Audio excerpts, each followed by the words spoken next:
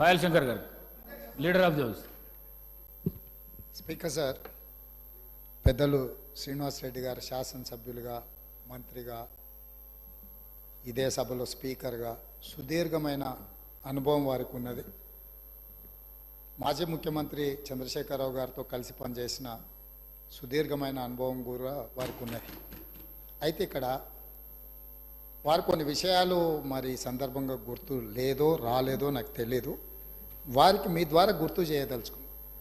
2011 సంవత్సరంలో శాసనమండలి ఎన్నికలలో భారతీయ జనతా పార్టీ టీఆర్ఎస్ పొత్తు పెట్టుకున్నారు. ఆనాడు ఇదే సభలో ఉన్న ఈరోజు కేంద్ర మంత్రి బీజేపీ అధ్యక్షుడు కిషన్ రెడ్డి గారు, ఎండెల లక్ష్మీనారాయణ గారు, ఇద్దరు శాసనసభ్యులు బీజేపీ నుంచి టీఆర్ఎస్ అభ్యర్థికి అధికారికంగా ఓట్లేసిండ్రు. ఒకటి.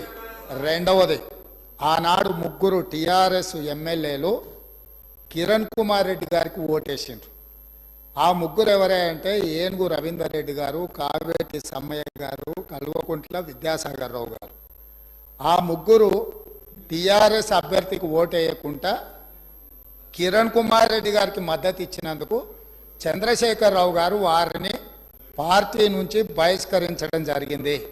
ఆ సందర్భంగా ఎమ్మెల్యేలు ఏం చెప్పిండ్రంటే, అయ్యా మీ అల్లుడు గారే మమ్మల్ని ఇక్కడ ఓటేయమని చెప్తే మేము పోయి అక్కడ ఓటేసినాము, ఓటేయమన్న మీ అల్లుడినేమో ఇంట్లో పెట్టుకున్నావు, మమ్మల్ని పార్టీ నుంచి ఎట్లా బహిష్కరిస్తావు అని వాళ్ళు మాట్లాడడంతో తిరిగి 2014లో వారికి టికెట్లు ఇవ్వడం జరిగింది. నెంబర్ 1. నెంబర్ 2, 2014 నుంచి 2023 వరకు పార్లమెంటులో ఏ సందర్భం వచ్చినా అధికారికంగా అక్కడ రికార్డులు ఉన్నాయి. కావాలంటే వారి పెద్దలు పోచారం శ్రీనివాసరెడ్డి గారు, నామ నాగేశ్వరరావు గారికో లేకపోతే కేశవరావు గారికో వారు అడిగితే ఎన్ని బిల్లులు వచ్చినప్పుడు లోక్సభలో కానీ రాజ్యసభలో కానీ వారు ఎవరి పక్షాన నిలబడి ఎవరికి మద్దతు పలికినరో అక్కడ సజీవంగా సాక్ష్యాలు ఉంటాయి.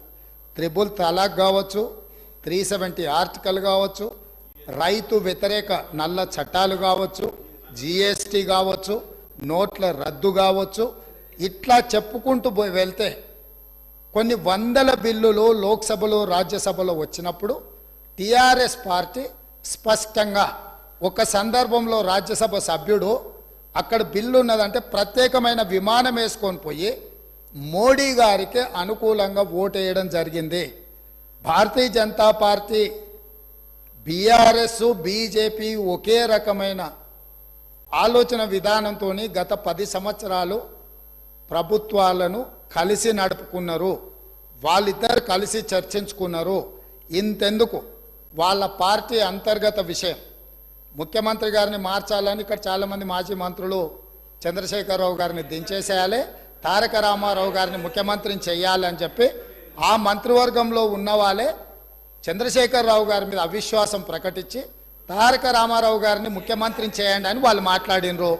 వాళ్ళందరూ ఒత్తిడి తట్టుకోలేక చంద్రశేఖరరావు గారు వెళ్ళి నరేంద్ర మోడీ ప్రధానమంత్రిని కలిసి, నేను అక్కడి నుంచి మా వాళ్ళు తప్పుకోమంటుండ్రు, తప్పుకుంటా తారక రామారావు గారిని తెలంగాణ రాష్ట్రానికి ముఖ్యమంత్రిని చేస్తా, మీరు నాకు అనుమతి ఇవ్వమని అడిగినరని, నేను వారసత్వ రాజకీయాలు లేకపోతే రాచరికాలను నేను సమర్థించను, నేను వ్యతిరేకిస్తున్నా, అది ఎలా సాధ్యమో అని నేను చంద్రశేఖరరావును నిలదీసినని భారత ప్రధానమంత్రి తెలంగాణ రాష్ట్రానికి వచ్చినప్పుడు స్పష్టంగా ప్రకటన చేసిండు. ఇప్పుడు పెద్దలు శ్రీనివాసరెడ్డి గారిని నేను అడుగుతున్నా, మీకు ఎలాంటి సంబంధాలు లేకపోతే, అనుబంధం లేకపోతే, ఆయన అనుమతితోనే మీరు నిర్ణయాలు తీసుకోకపోతే మీ పార్టీ అంతర్గత వ్యవహారం ముఖ్యమంత్రిని మార్చుకోవడం అనేది, అట్లాంటి విషయం కూడా మోడీ గారి అనుమతిని అడిగినరంటే మీ బంధం ఫెవికల్ బంధం. ఒకవేళ మీకు కేసీఆర్ గారు చెప్తుండ్రో లేదో వాస్తవాలు ఒక్కసారి ఇప్పుడు నేను చెప్పిన చరిత్రను మొత్తము వారు తెలుసుకోవాల్సిందిగా నేను కోరుతున్నా. మీకు కొన్ని చెప్తాడు, కొన్ని దాస్తాడు. కాబట్టి దాసినై మీకు ఒకవేళ ఎప్పుడైనా అనుమానం వస్తే మీరు ఎప్పుడైనా నన్ను అడగొచ్చు, స్వేచ్ఛగా వచ్చి కలవచ్చు. మిగతా వివరాలన్నీ కూడా నేను మీ దృష్టికి తీసుకొస్తా.